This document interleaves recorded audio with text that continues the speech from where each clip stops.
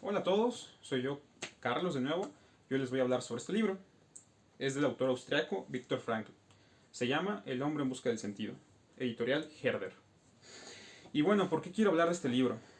Pues ahorita en este tiempo de confinamiento y de cuarentena me propuse leer pues, lo más que se pudiera.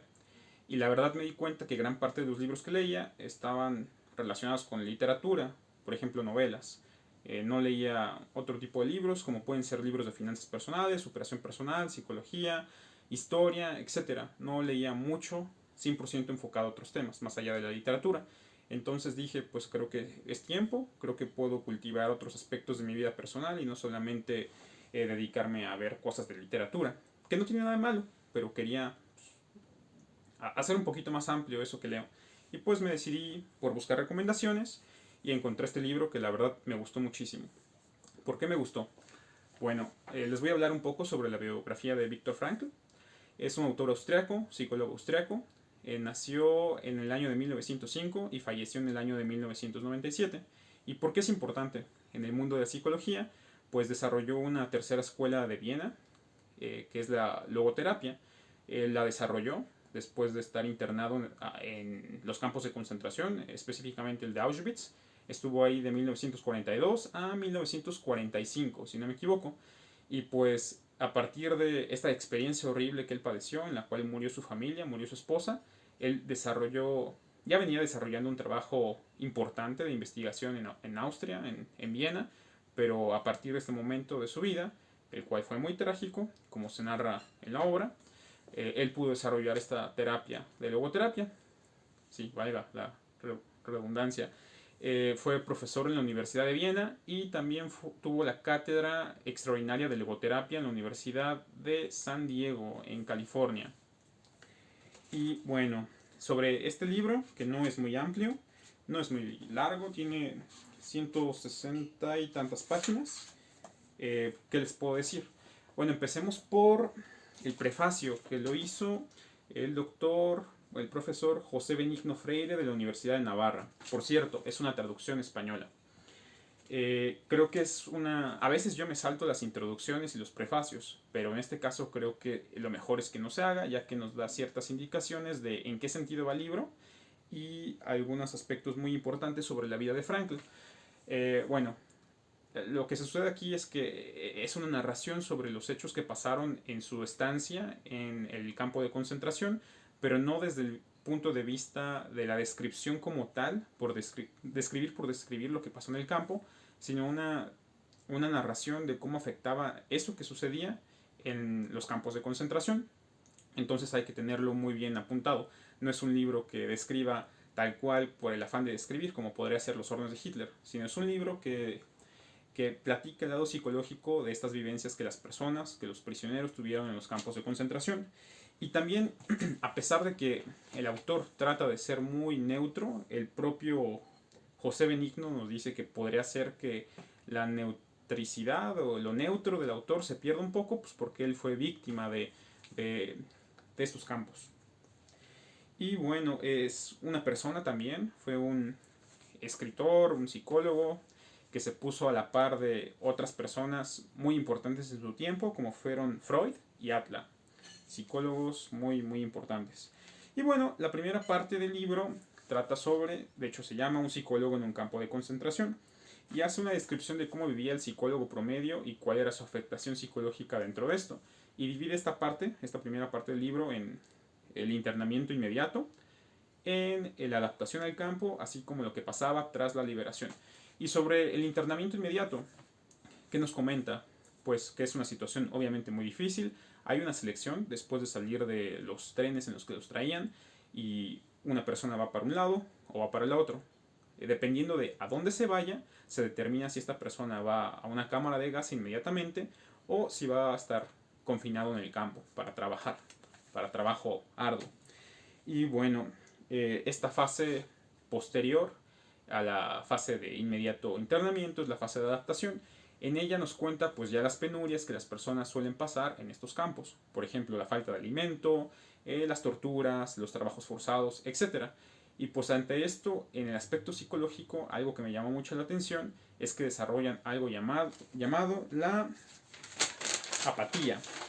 Y bueno, la apatía es una parte de la adaptación muy importante de las personas internadas en los campos, ya que ante tanto dolor, ante tantos disgustos, ante tanto sufrimiento, desarrollan esto que es algo así como un campo de protección, de no sentir el dolor, de no tratar de no, ya no verse afectados por lo que le pasaba a otros o a veces a sí mismos, porque si no morirían de dolor. Poco a poco nos describen un poco más las actividades y las cuestiones diarias de la vida dentro del campo, y algo que me llamó mucho la atención fue que a pesar de que las personas viven ahí en, eh, en alambres, o sea, tienen unas rejas eléctricas que los pueden electrocutar en caso de que quieran salir, tienen guardias que son muy salvajes, tienen a los capos que lo están controlando a la barraca todo el tiempo. A pesar de eso, la gente desarrolla y tiene la libertad de decidir cuál es su humor, si es feliz o no es feliz independientemente de las circunstancias. Y creo que este es el núcleo central del libro, porque cada quien es libre para que a pesar de las circunstancias muy buenas o muy malas, decida cómo sentirse consigo mismo. Y pues esta es una parte muy importante dentro de esta adaptación al campo de concentración. Posteriormente viene la etapa de liberación, en el cual se dan cuenta de que el mundo sigue su marcha, de que el mundo no se va a parar a pesar de todo lo que sufrieron, y aparentemente han tocado la máxima expresión del sufrimiento humano, pero se dan cuenta de que una vez que salen pueden seguir sufriendo más. ¿Por qué? Pues porque la gente no se detiene a decir, no detienen sus actividades cotidianas por el dolor que ellos sintieron. La vida sigue y eso provoca mucho dolor a otros. Además de eso se dan cuenta que muchas veces sus familias ya no se encuentran, que todo lo que conocían pues cambió por la guerra, y pues eso es muy, muy triste. La segunda parte del libro es un poquito más técnica, habla sobre las cuestiones psicológicas, habla sobre algunos conceptos de esta teoría que él desarrolló, corríjanme si no es teoría, llamada logoterapia. Entonces no quiero meterme en cuestiones muy técnicas, la verdad yo no estudié psicología, pero es muy interesante y me quedo con la parte de esta tercera escuela de Viena, que es como también se llama la logoterapia, de cómo es que por medio de esta terapia él pudo ayudar a personas que tenían ciertos problemas pues psicológicos. Pone algunos ejemplos de cómo enfrentar su miedo, y siempre creo que haciendo énfasis en lo que había mencionado en su vida del campo, de que la gente es libre de elegir aquello que si es feliz o si no es feliz a pesar de lo que se encuentra al exterior. Aunque las condiciones son muy malas, siempre somos los forjadores de nuestro destino, de nuestra felicidad y de nuestro humor. Y eso me pareció muy valiente, muy, muy padre. Entonces, digamos que esta parte final, con lo que me quedo es con los ejemplos, que yo que no tengo estudios de psicología, pues me ayudó a ver de forma un poquito más clara cómo es que funciona esto de la logoterapia. Y pues en los comentarios finales sobre este libro, quiero decir que es un libro que me gustó mucho, es un libro que busqué porque está relacionado con el tema de la resiliencia, que es esta capacidad para soportar eventos que son muy pesados, que son muy fuertes y que pueden afectarnos, pero al final de cuentas salimos victoriosos o fortalecidos tras de ello. Creo que es un término que se tomó de la psicología, creo que es una característica de la ingeniería que se tomó para la psicología, creo que es una característica de los materiales, los metales. Y pues creo que es un libro que nos muestra que a pesar de la dificultad de las circunstancias, la gente puede elegir ser feliz, darle un sentido a su vida. Y de hecho hay una frase que se cita a lo largo del libro, que creo que es de Friedrich Nietzsche, perdón, que dice, aquella persona que tiene un porqué, muy probablemente va a encontrar un cómo. O sea, si tenemos una razón verdadera para vivir el día a día, nuestra familia, nuestros deseos, nuestros sueños, etcétera, independientemente de las circunstancias, vamos a poder alcanzar esa meta, no importando tanto el cómo. Vamos a ser capaces de soportar un cómo que no nos guste. Y pues con esa parte me quedo. De hecho, hay una parte del libro muy bonita que me gustó, que narra la experiencia de un interno, el cual vio que él estaba en unas condiciones muy malas y había otro que estaba sufriendo aún más, y pues le dio su único pedazo de pan que tenía para todo el día, y eso hizo sentir muy bien a los dos. O sea, él pudo haberse comido ese pan, pudo haber robado o algo así, y no lo hizo. Lo que hizo fue donarle a alguien algo que a él hacía falta, pero que la otra persona necesitaba más. Y pues los nazis no lo obligaron a donarlo, él lo hizo porque quiso. y creo que es un gran ejemplo de cómo se puede ocupar la libertad. De hecho, antes de despedirme me gustaría leer una parte del libro que me pareció increíble, que me gustó muchísimo. Y miren, es ya casi el final. El hombre es ese ser capaz de inventar la cámara de gas de Auschwitz, pero también es el ser que ha entrado en esas mismas cámaras con la cabeza erguida y el Padre Nuestro o el Shema Israel en los labios. O sea, vemos esta ambivalencia. Podemos elegir ser unos monstruos que creen campos de concentración o ser las personas que entren a estos mismos campos de las cámaras, a las cámaras de los campos, con la cabeza erguida.